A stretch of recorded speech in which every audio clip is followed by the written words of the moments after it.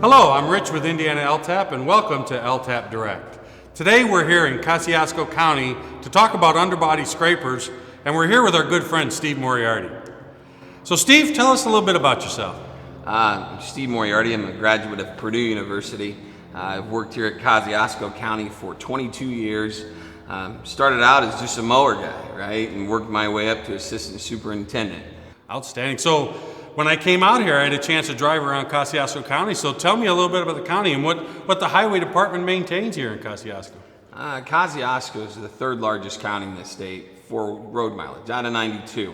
We have over 1,180 miles, 104 gravel roads, and 207 bridges. So it's a lot to maintain. So behind us is a pretty impressive piece of municipal equipment.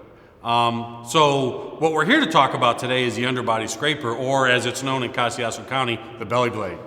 So how many of these units do you have? How many underbody scrapers or belly blades do you have in the fleet? You know, it started early. Way back in the day, we started out with just putting the patrolman on, like 5 or 6 of the patrolmen.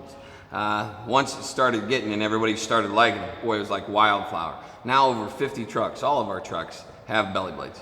Wow. So you've been using them a long time. So is it something unique here to Kosciuszko County, or do we see these in other cities and towns and counties around Indiana? Right. With the state of Indiana being so long, you know, north of Indiana, Indianapolis is where we mostly see underbodies. And that comes too from the lake effect, you know.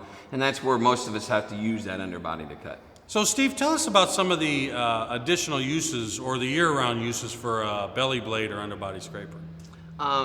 We can use it for multiple things. Grading gravel roads saves an abundance amount of time.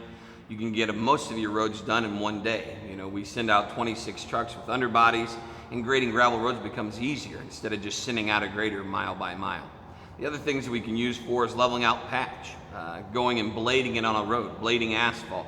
We can level out a road before we even pave it or before we even chip and seal it using the underbody because it's got it's like basically a big loop.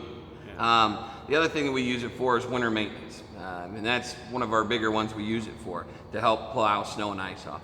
And I've heard you say before you use it for some storm damage cleanup as well. We do. Sometimes if there's trees or brush on the road, a lot of times you can drop your belly blade and drag that stuff off the road. As well as berming to get the water off of the road if maybe you have a high berm in just a selective area.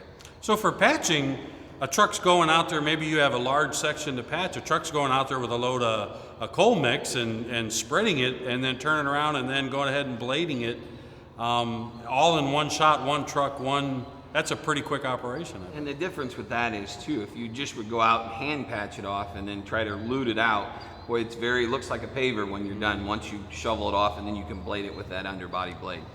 So if I was driving one of these trucks every day, what would I notice different about some of the characteristics of driving it with that underbody underneath it? The nice thing about it is you really don't notice much. The way the blade angles, tucks underneath your truck, it's like another tool, having that tool with you anytime, all the year long, you know. So could I use it as a step to help me get out as I age in this business, right? Right. Some of the guys do angle it out when they're patching slow, hole to hole. They can step up and use that belly blade as a step as well. Yeah. So primarily this is a winter maintenance tool. We have other uses for it year-round. So what are some of the advantages of using this during the winter? For the majority of the part, it's like plowing the road twice. So if you've got your underbody and you've got your front plow, a lot of the times it's basically the front plow is brought down by gravity and the underbody is brought down by hydraulics. So you got constant pressure.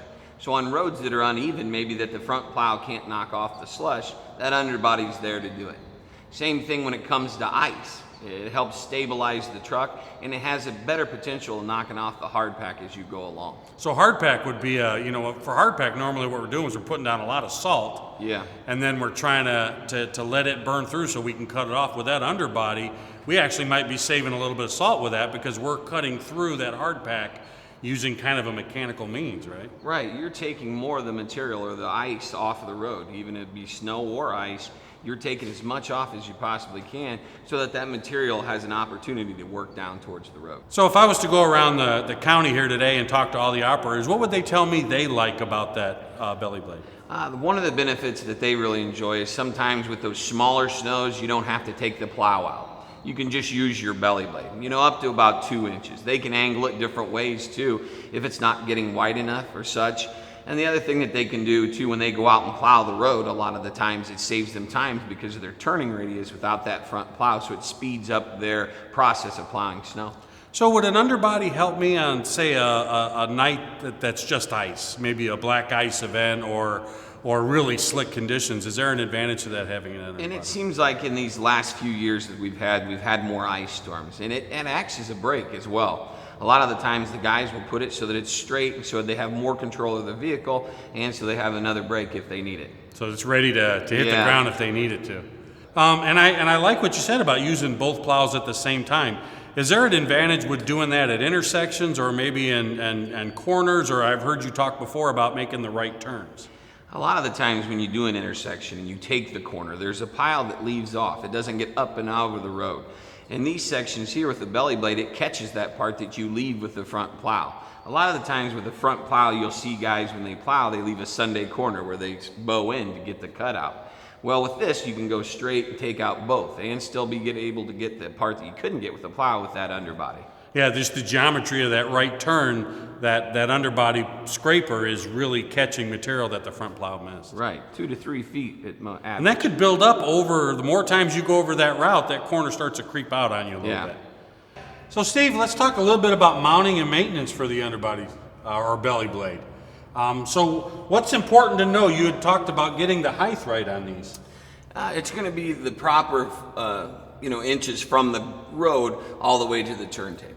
A lot of the times doing 24 inches will get it up high enough that it'll move and have the right attack angle. So 24 inches, is it 24 inches of the moldboard, or? It's from the bottom of the ground where it touches all the way up to the moldboard. So if you measured from the road all the way up, that's where you'd put your turntable. From that turntable. Correct. So that's the 24 inches is a turntable to the pavement. Yeah.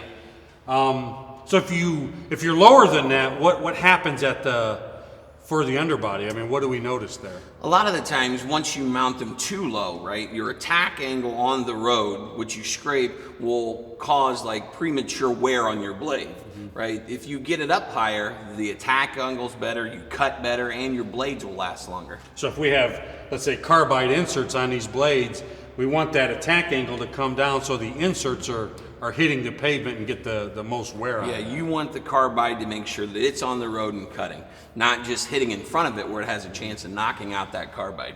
So in order to get that 24 inches from the turntable to the ground, what do I have to do to this truck to make that happen? A lot of the times we'll have to buy the elongated fuel tanks, not the old bulk ones, That's what we see right here, is that the slimline tank. Right, and what that'll do is help you get the inches that you need to make sure that you can mount it at the correct angle. So I noticed on this truck, the toolbox is mounted up high. If you go on the other side, the battery box is moved up. You got the slimline tank. That's all the things we have to do to get this underbody to have nice clearance and good height underneath there. That is correct. For maintenance, what you have to do is make sure that your belly blades don't have too much wear. Check your bolts to make sure that they're tight so they hold that blade on.